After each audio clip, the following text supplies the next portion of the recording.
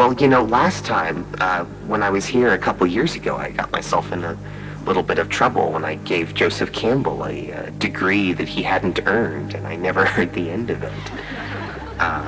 For days after that, people evidently have very strong opinions about Joseph Campbell and his work. It was sort of a point of reference, but I digress, I suppose. But I make little mistakes like that all the time, and I don't even really think about it. But I'm wondering if these people have ever met me.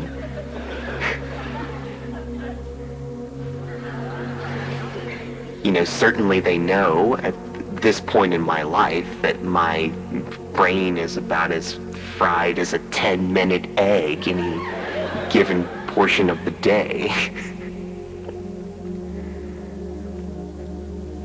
But I don't really worry about it. I don't really worry about making those sort of social faux pas as I did when I was younger. I think there's a freedom in understanding that that's all performance of the ego. It's all performance of the self, and embarrassment and all these things are just sort of psychological processes that happen to you, but they don't have to define your decision making or your sense of self. I mean, I am proud to be corrected and to find new information. The whole exercise of science is to be wrong. It's to find new ways of talking about things that we thought we all understood, and that could be the scariest hurdle for people who are maybe new to this space, is the embarrassment of being wrong, whether that's publicly or academically or anything else. You have to, in a way, humble yourself enough to be corrected. And some people wash out right at the start. They think that their way is educated and intellectual and right for them and common sense and all these other things that you hear. But the most important part of education, I would think, would be correcting misconceptions, whether that's about yourself or the universe. And a lot of times that means being wrong very publicly. Excuse me. But you do have to be wrong kind of publicly, particularly if you're in a creative field. I mean, I've known plenty of people who were, artists and composers and novelists, and the scary prospect of that is having to give it to someone else, having the audience be a reflection of your values, and being able to see yourself in the sort of ego sense, the way the world sees you. And that can be very jarring for someone who's never done that kind of introspection. But to be creative and to affect change in the world is necessarily a little bit embarrassing. It necessarily has to come with a lot of public failure. And these failures can be very disorienting if you don't have a good handle on your ego, or if you haven't realized that the ego is also a part of your psyche that you have to account for in these equations. But you're going to be wrong.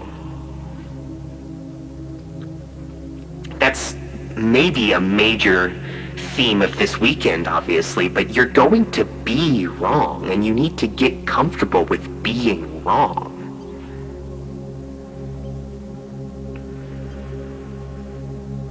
And on the other side of it, you have to be comfortable with people who haven't reached your point of the path yet.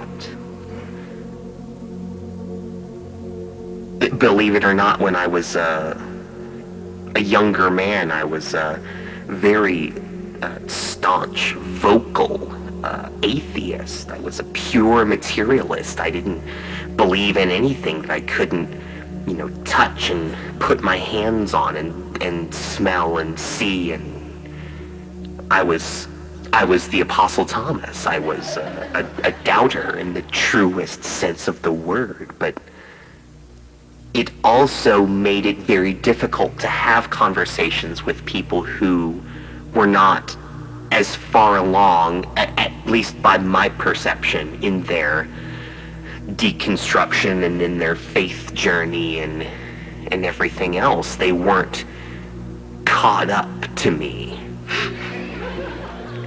which in hindsight feels like a very silly concept, but they weren't caught up to where I was, because I, according to the ego, I am the standard. I am the normative claim.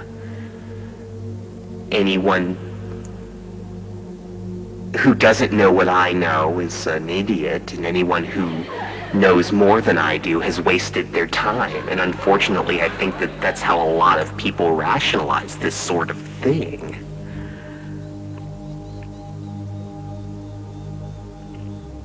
I've had, many political conversations to the same degree, even with people whom, I mostly agree with. I don't know if anyone here has been in progressive political circles, but it's a completely circular firing line. I mean, we don't agree about the last 5% of anything, but we agree on the 95, and it can be frustrating when someone hasn't read the same literature you've read, or you haven't gone to the same meetings and all the rest of it. I just get so hung up on the differences that we forget the similarities. And this isn't strictly a political thing. This is cultural. This is societal. We have so much in common that we go blind to it. We don't even take into consideration the fact that we are all on this same path of enlightenment, or whatever you want to call it. We're all on this same path. And some people are at the start, and some people are at the end, and some people are in the middle, and some people have gotten turned around, and some people have become so absorbed with the distractions along the side of the highway that they have forgotten why they're here in the first place. But we're all on the path. And I think talking down to someone who is not where you are in your journey yet is scolding your former self.